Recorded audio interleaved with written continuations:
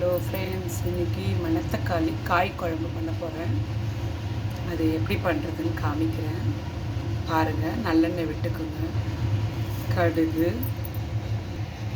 பொரிஞ்சதும் வெந்தயம், சீரகம்,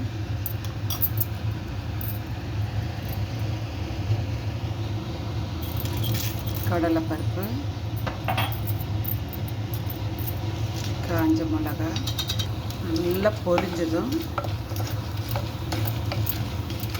மணத்தக்காளி போடணும். இந்த மாதிரி மண் சட்டியில் பண்ணிங்கன்னா டேஸ்ட்டாக இருக்கும். முதல் நாள் பண்ணி வச்சா கூட மறுநாள் சாப்பிட்லாம். இது ரொம்ப நல்லாயிருக்கும். பொரிஞ்செடுத்து பெருங்காயத்தெல்லாம் விட்டுருக்கேன். மணத்தக்காளி காய போடுங்க. நல்லா வதக்கிட்டு மஞ்சப்பொடி போடும். மஞ்சப்பொடி இது மாதிரி பெருங்காய டப்பில் கொட்டி வச்சுருந்திங்கன்னா ஈஸியாக ப்ரெஸ் பண்ணுறதுக்கு நல்லாயிருக்கும். நல்லா வதங்கினதுக்கப்புறம்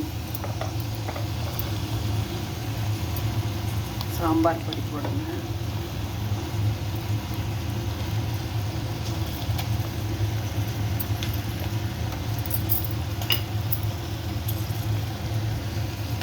கல்லுப்பு, மேக்ஸிமம் கல்லுப்பு யூஸ் பண்ணுங்க, நல்லது.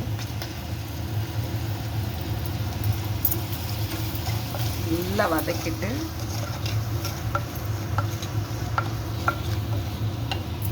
புளி ஜலத்தை விட்டுடுங்க. நல்லா கொதிக்கணும்.